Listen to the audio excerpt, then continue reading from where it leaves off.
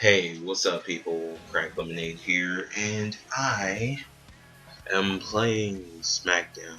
Here comes the pain today, and I am starting a new season mode.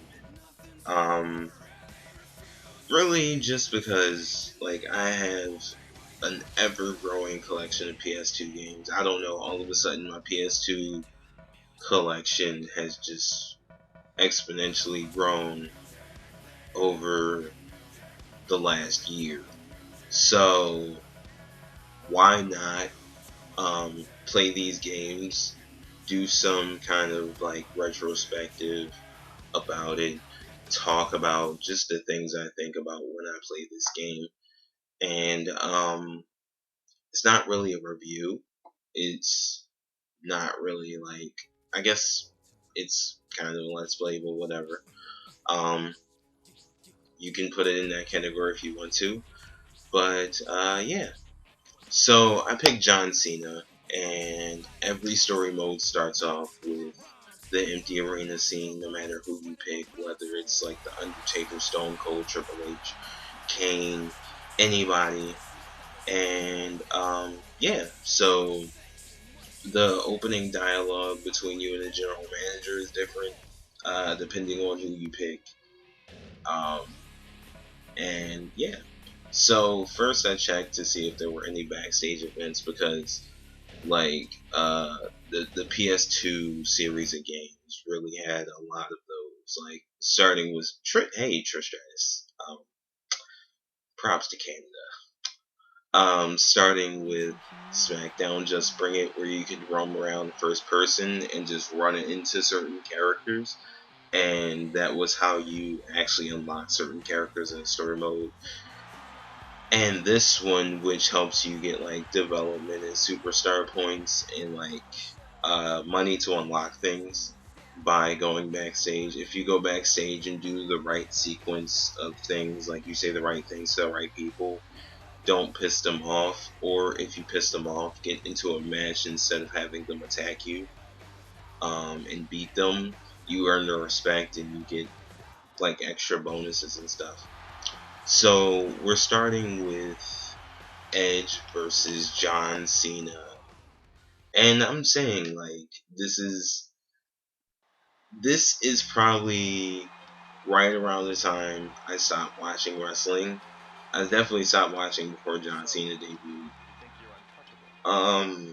And now I kind of casually watch it. It doesn't help that I don't have cable, so I can't watch Raw. So I'm limited to the clips on the WWE's channel. Um, but yeah, so word life John Cena.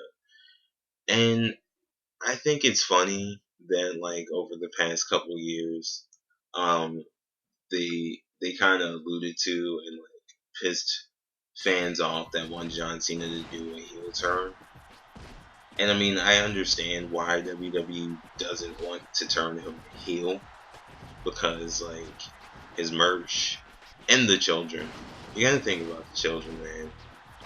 He does so many Make-A-Wish things, and like if he was heel, would he even be able to do all the things that he Super Cena does? Um, and speaking of Super Cena, um, 2K games, if you're watching, you need to make a Super Cena character unlockable in the SmackDown games.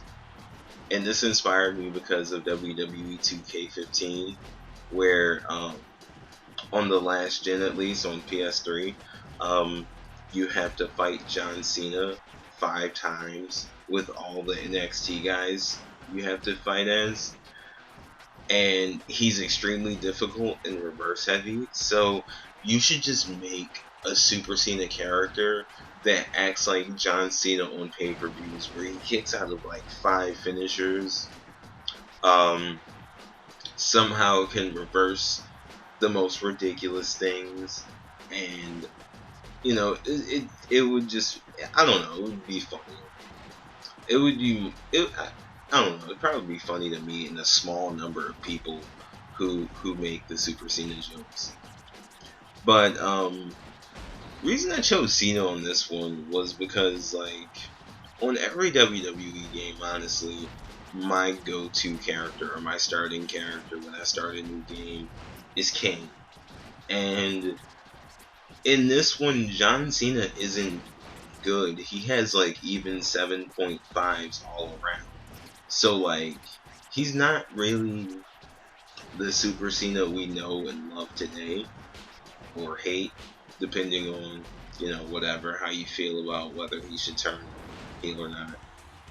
Um and he did the heel turn in the ring where he literally stood in front of the audience and was like, "Hey, you want to see me do a heel turn?" And like ground, like swiveled his heel on the canvas, and it was just weird. It was like, really, really, John Cena. Like, are you really trolling fans right now? Like, what? That was kind of heelish. I don't know. The writers just seem to like rubbing that in people's faces that they don't want to turn Johnson. And I mean, like, they kind of don't have any reason to. And I mean, like, I understand there's an older audience that wants to see him go heel and see him do all the heel things. And who knows? John Cena could probably even be a better heel than he is a face. I don't know. I can't say. Um, but at the end of the day, he does all the things that he does with the company. So why would they make him a bad guy? Why would they not? Why would they not continue to make him a little icon to children? And people talk shit about John Cena's 5 moves to do and all that bullshit. It is what it is. Like, it is what it is. Some wrestlers show off. Like, I mean, Cesaro is amazing, and I don't understand why he just doesn't get that push. I don't, and maybe somebody can explain that to me. But um, you have got, and John Cena is amazing. He can pull out some crazy performances, and he can do like some of the craziest reversals, and he just picks people up, and that's cool. And he can get on the mic and entertain. So that is what they want. So like, why would they again detract from something that they feel has been working for years? And they, I would say their financial returns for him must be something amazing if they just don't want to change his character and just, yeah, and they have him do what they do, what he does, what they do. I don't know. I don't even know what to talk about. So let's go back to this match. I love the gameplay style of Smackdown when it comes to Pain. Um, like, I love that this is when they initiated the whole body damage system, and that it still has the fast-paced game style. Um, and honestly, like, not having SmackDown 2, I remember playing WWF Attitude super late, like super, like beyond the time that you should play WWF Attitude, because that game that game is in a category of its own. It's fun. It's fun when you know like the button combos and all that, but it's still like it can feel tedious sometimes.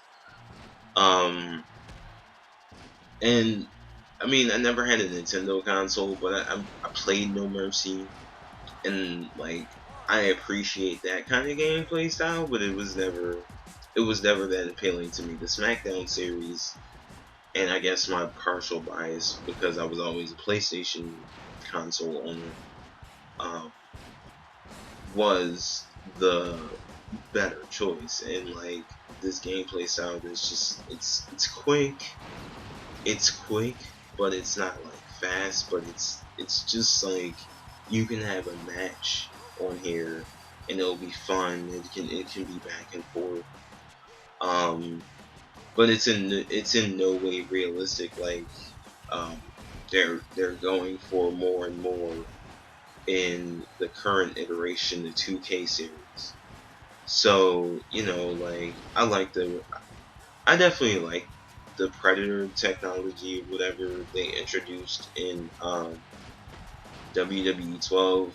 I don't know if that was like complete like bullshit by the company to um, make sales on the game, or if that was like a legit thing that they actually focused on developing, and that was like their original name for it.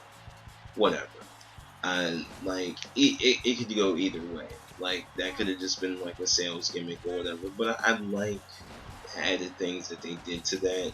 I like the deviation that they did from the SmackDown versus Raw series, because I kind of feel like that series of games, that's where it became yearly. That's where it became like a tradition to release those once a year. And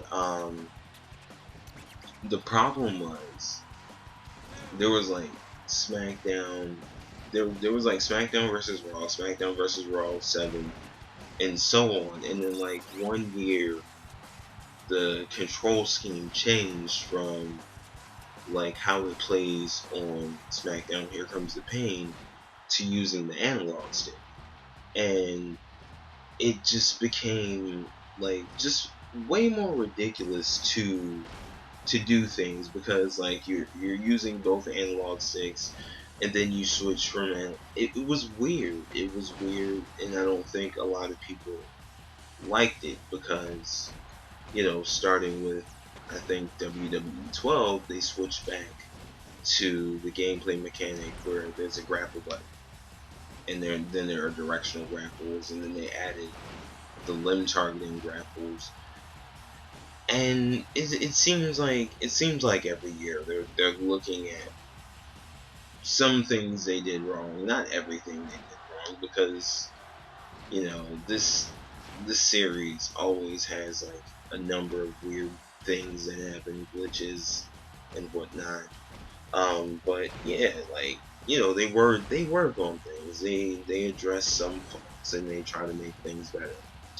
One thing I do like about this game too is during the story mode, you have the option to attack your opponent after the match, taunt them, and just say, "Hey, I won," stand on top rope.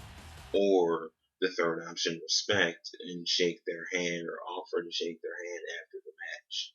I also love the fact there is no commentary on this game, because the commentary hasn't been getting better, and it's annoying to play through that. And to hear some things be said twice or three times in a row, and then like it gets interrupted by, and he reversed it, and he reversed it, and he reversed it. And it's weird. So, this is the end of the part. I'm just gonna save it here. Well, finish the event and save it.